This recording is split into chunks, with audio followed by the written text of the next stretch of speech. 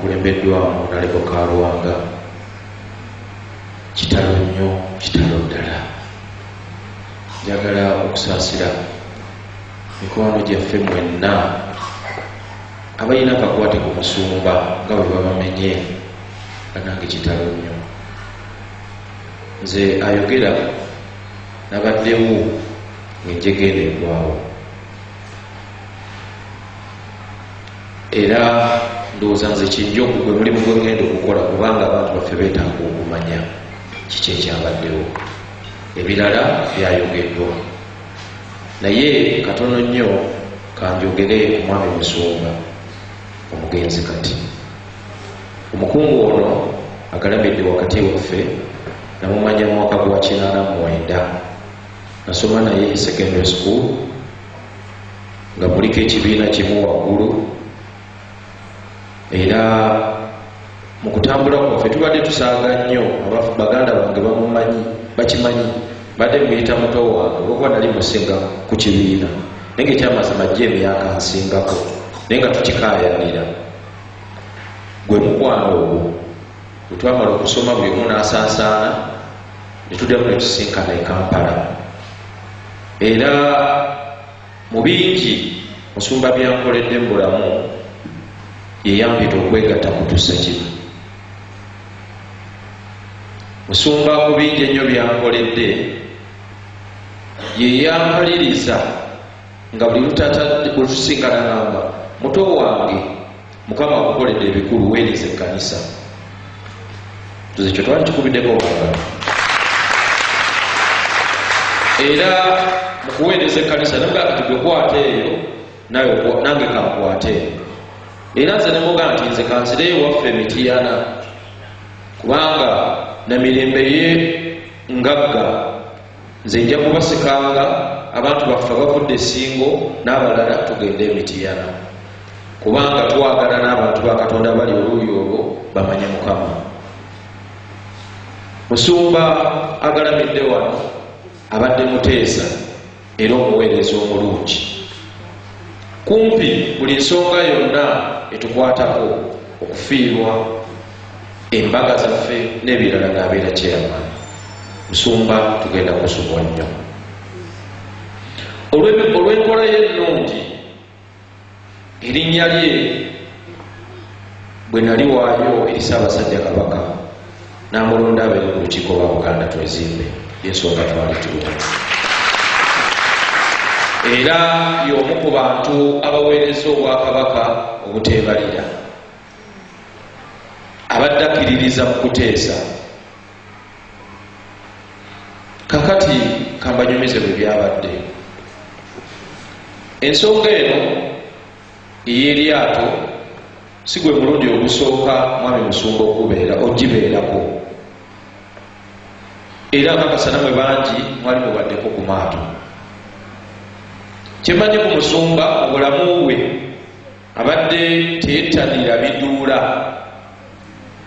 era tabadde mutamiivu, era ne ku lyato lyo lyennyini teyabadde talina kyakombyeko, kubanga yonge kubadde tekumumalira biseera. Naye ng'Abaganda bwe bagamba nti akanaafa tekawulira magombe, tekawulira ngombe. Eryato eryo lyali lirina kubeerawo ennaku z'omwezi 10. Waliwo eryato eddungi baliyita MV Aman ery'abanafu aba Earthwise. Sente ezo nga zibasasuddwa ne bwetwazibawa ne wabaawo ensonga ne bagamba minisitule erina bye yatugambye okutereezaamu. Kakati abo abaali bakola ku nteekateeka eyo batuga nti naye nannyini biiki naye alina eryato tulikozesa, ffe tuli eno ku byaffe tetumanyi kigee kye tugendako. Nkakasa mwena mukozesezzaako mu boodabooda oba emmotoka. Bw'oba wano bangi mugenda kuvaano ojja buyimiriza boodabooda, naye nkakasa oyinza okuba tomanyi nti boodabooda eteyina bisiba oba biziyiza. Bweba terina biziyiza kyekiddamu kaba kabenje. Bwekityo naffe bwe twabadde ne tutambula. Naye nze bwe natuuse ku lyato eryo mu butuufu simanyi, nabadde mu mbeera etategekera. Nze wonna bwe twabadde nadde ntudde mu kifo kimu, kwegamba embeera saagisanyukidde naye ng'ate bannaffe abaana bo bagamba tukole ki tugende. Kwabaddeko abaana abo abawala, waliwo abaddukira bano bayita abahash abadduka ku nguudo abo mubamanyi babadde bangi nnyo era be basinze okuba mulamu bw'ensi. Kati ku ludda luno olwaffe nga kuliko bannaffe abo bemuwulidde abavudde mu bulamu, naffe Mukama bwe yasobodde okubeera nga agamba nedda temujja gyendi. Eryato eryo bwe twabadde ku Keke Beach, twabadde wano naye ne balisimba kumpi kilomita nnamba bwe twavudde, nga wakati akatono ke kakutwala ne kakutuusaayo. Abagenzeyo ku biiki mubimanyi, okuggyako Luzira yokka yeyina eryato lisobola oba emmeri wesobola okudookinga, naye biiki endala eryato lipaakinga wakati mu nnyanja. Akati ne batandika otusoma, nze omu kubasembyeyo okulinnya, naye bwe natuuse nga bwomanyi nga Mukama alina obakyalaleeta, saze kufuna ssanyu lyonna, netuula wamu netutandika okutambula twabadde tutambula, naye nga waliwo poliisi eryato lya maliini erijja litugoberera ne litulambulako nerigenda, ne litulambulako ne tugenda. Twabadde tutambula, twagenza okulaba ne tuyimirira, ne libanga erifunye ekizibu makkati, tuli mu nnyanja wakati. Eryato lya maliini ne lijja ne liweta bweriti nerigenda, neriyita bweti speed boat nejja neyitawo, yabadde nneneko ngesobola okutwala abantu 50. Netweyongerayo, twagenza okulya abasajja batandika okutugamba, bannange mwesulikidde oludda lumu, mudde bwe mubalansinge, naye nga embeera zisigibeerangamu. Nkakasa abali wano bw'ogenda e Dubai era ebintu bye bakuwa ebyobulambuzi ebisinga okuba ebikulu bakugamba ojja kugendako e Marina, ojja kulambulako wano bwatu obw'eddeira n'ebirala, n'abagenzeko ewala. Kaakati twagenza okulaba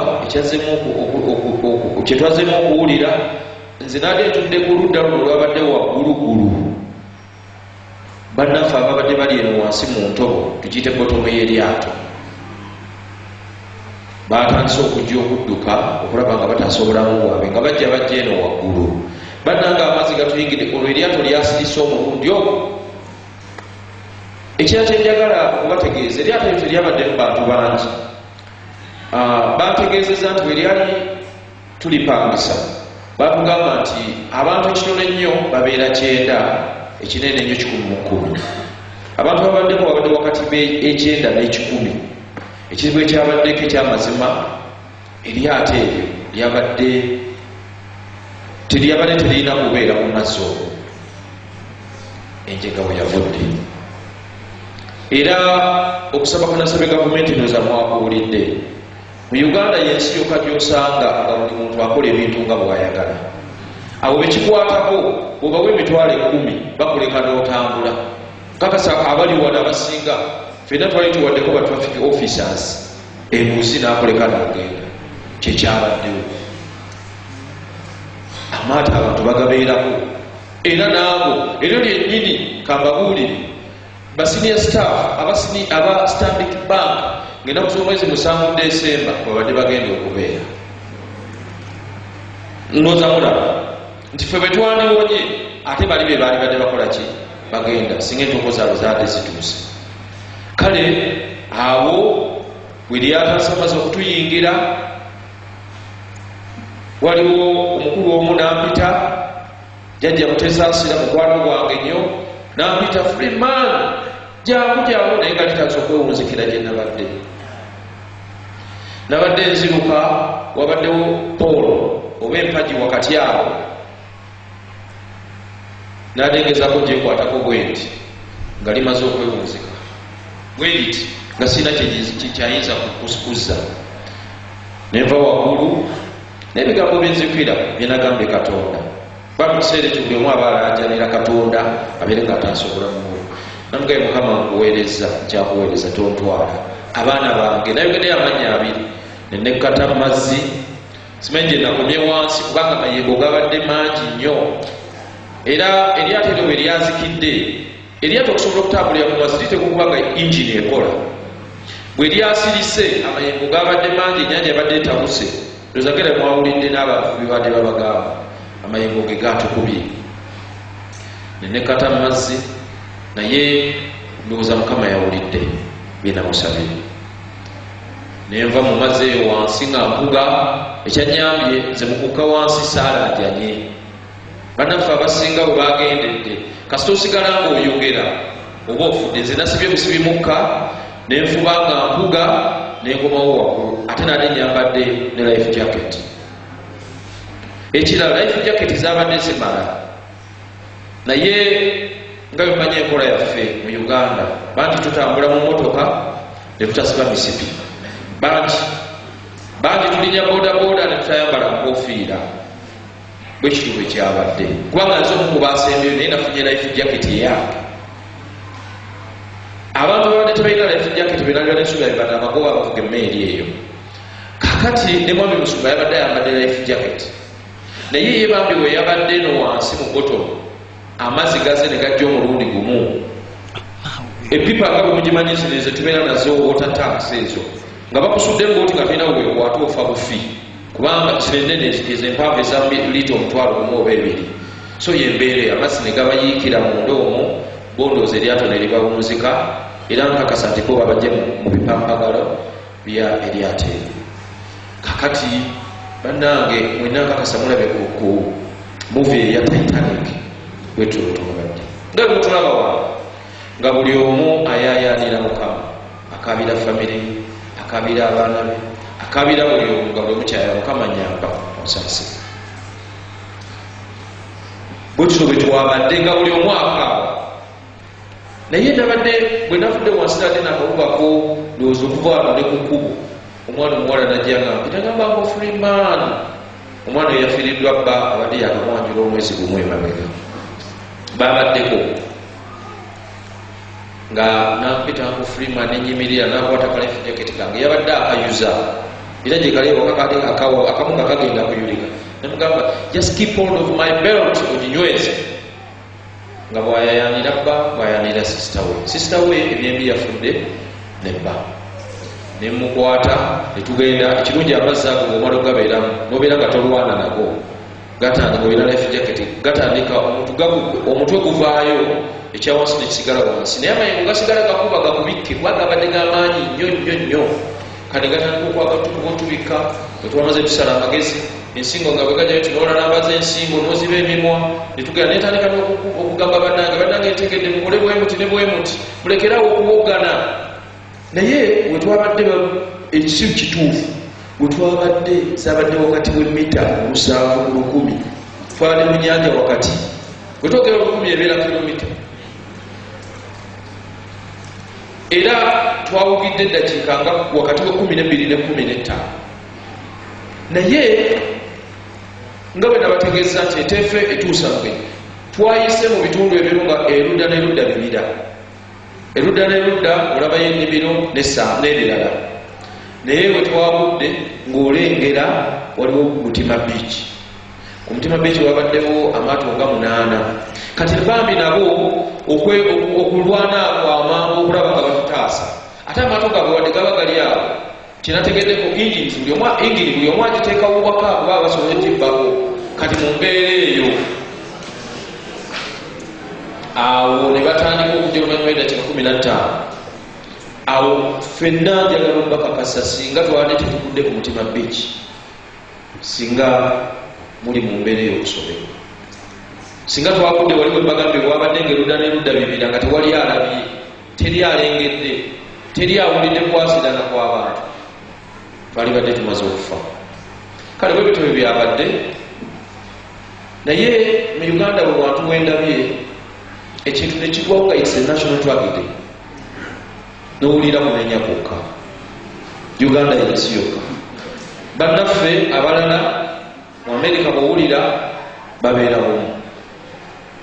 Kale nno bwe tutyo bwe twabadde. Naye nsabira famire eya Mwami Musumba, Honorable Balwanga Kuuma, Mama Yimerida wamu n'abaana baffe mugume. Mwami Musumba nayogeddeko naye ne nemuga muto wange oli otya nagaa ndi mukuluwo nentambula nenzira waggulu nentuula nga simanyi temusiibula mpozi akasembayo twali mu lukiiko lwatuli lumu chairman takibagambye nga twogera mu mbeera efaana bweti ne bwe twali tugyogerako reverand kanobadde nsaba nkawogere netwogera ku mbeera efaana bweti ey'okubeera nga munaffe afudde mu bulamu bw'ensi netugamba nga tuddamu okutereeza bylaws kwe tutambuliza nga tugezako okukola tumutemu ati era sente zivaawo netwogera chairman ngaatukubiriza nensituka nengamba chairman nensituka aze nasooka okusituka nengamba chairman ti bannange nga tugatuna naye okufa tekutera kubaawo nnyo era ne bagamba ffenna tuli balamu era tugenda kuba balamu kakati tetugamba nti naye munnaffe waba afudde mu kiseera kino okukwata ku sente z'ekibiina tujja zikwata mu 2020 January era liteeka lyetwayisiza naye nga 2020 teri agenda kufako bwe namala okuva waggulu mwami musomalaga ati muto wange kyayogedde kituufu ku lw'essande luli ngenda kusoma mwezi 17 niraba mukama niraba mukama bwayise muganda waffe nga tumanyi nti ffenna tugenda kubeera balamu kale bwe bityo bwe byabadde njagala okusaasira bakristaayo b'ekamwa manyi bingi musumba byakoze obugenzi njagala okusaasira ekkanisa ya Uganda naye waatali tugenda kuyimirirawo twongere okulaba nga tukola emirimu gy'omukama